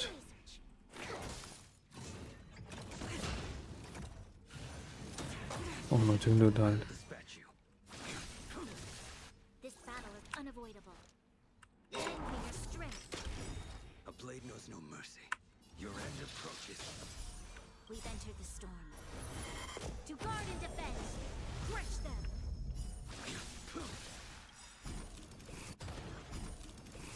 To travel far. Let's heal up since the blade is getting pretty low as well. Unnecessary.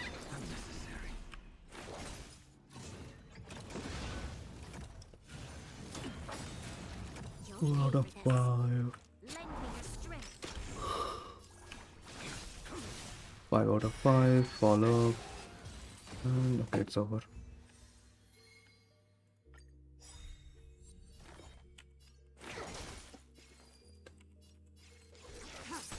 You impede me. The fight is set. Lend me your strength.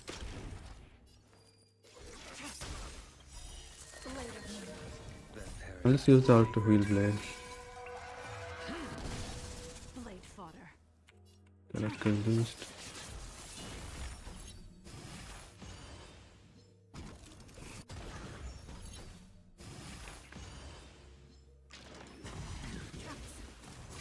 I think something bit me.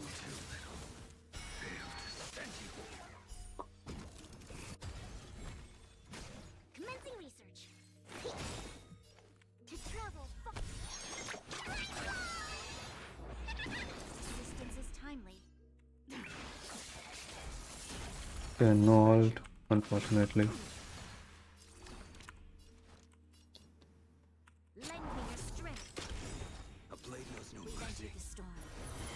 To guard and defend. Crush them.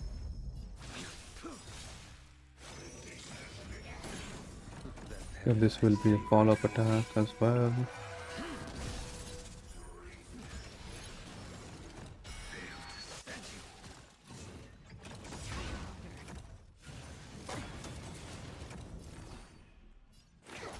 Tedious. All will be revealed. Since I have Bronya's buff active, I'll just use this. Do I still have the buff? Belavoc Mars is okay, still active. Good stuff. Almost killed this guy. Okay, what did I get this time? Anyway, HP not that good. This one's attack with crit rate, crit damage. This one can be nice. This one can be nice, I guess. Okay, one more try. Some incited. Here, try this. Your end approaches.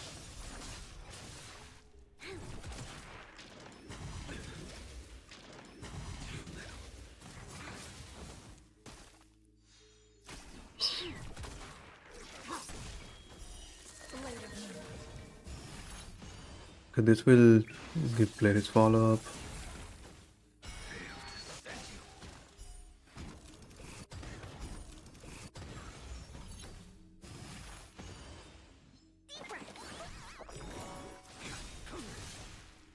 Savor it for me.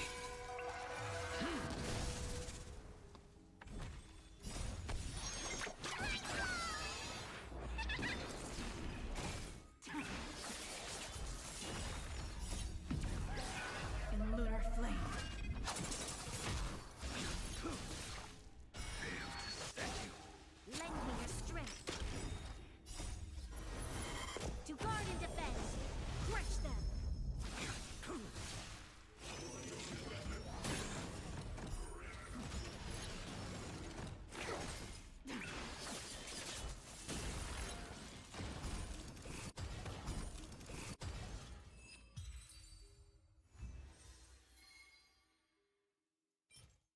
So the HP with attack, crit damage may be good, and HP. Okay, this one's not useful. So okay, that's enough relic farming for today.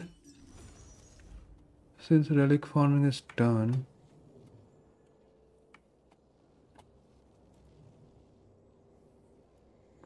um,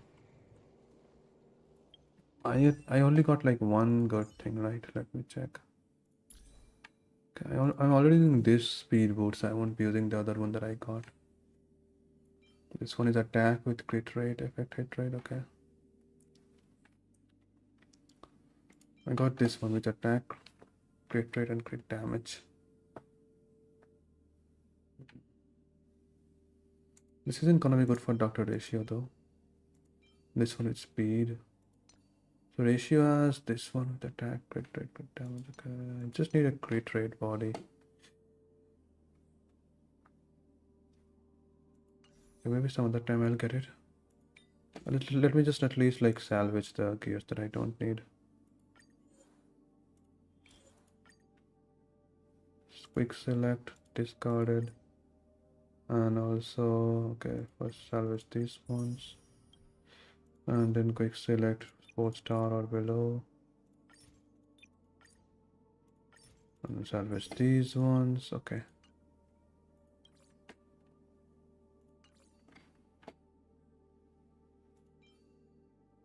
I got a crit rate body here, attack, some attack bodies, another crit rate. These aren't really doing that well. Okay, Doctor Ratio still somewhat usable.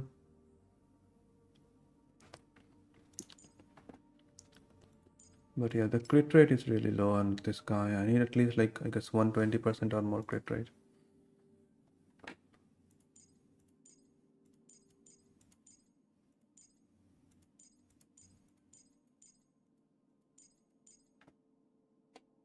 Also, I need more crit rate on blade as well. I mean, sorry, crit damage actually. Crit rate will be nice too if I get some more crit rate. 50% crit rate and at least like 180% or something crit damage. That would do good.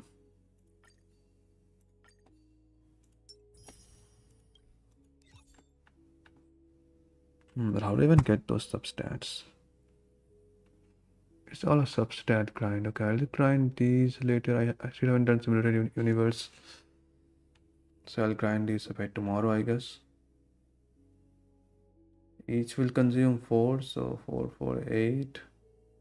At least like I'll pull 8 times. And maybe one more time if I do it. Okay, Nameless Honor.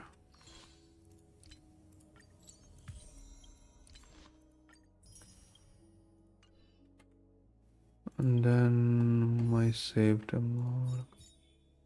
On this one I have 5 pulls. Okay. And I'm not currently pulling for Black Swan on downhang, so that's there.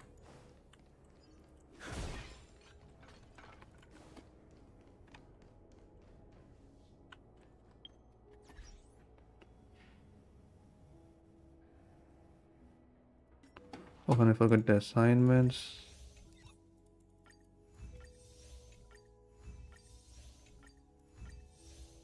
Okay. So then I guess I'm done for today with my stuff. I still have to do this one. 29 days left, so quite a lot of time left for the Penacony quests. I can do this anytime later, not a problem. All these jades should get it. Discover burst, job postings. Yeah, I'll do this later. I will need to play the Penacony quest one more time with my second account, so I'll do that later.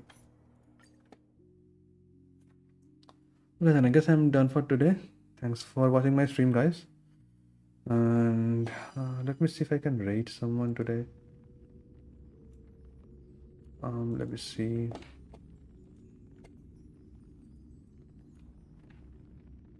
If I know anyone who's currently playing.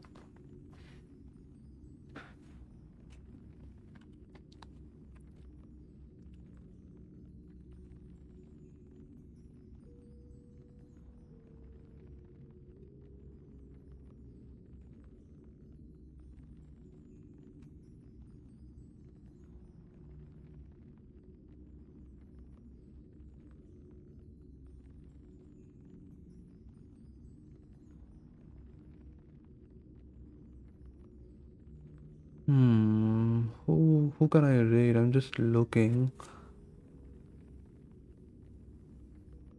Seems like none of my friends are really online right now. Okay, I'll just raid someone new, I guess. That works.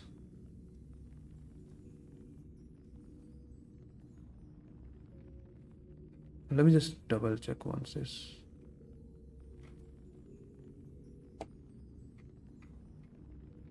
How is this shorted? Okay.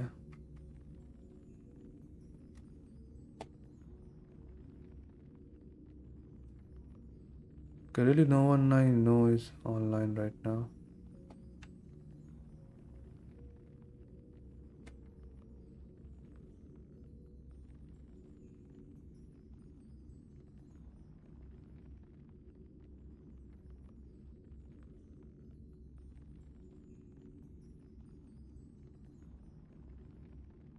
Okay, there are few more streamers. Okay.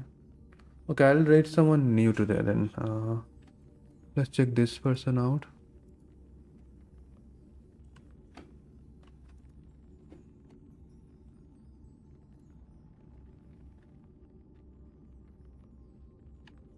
Okay, let's go. Let's rate them.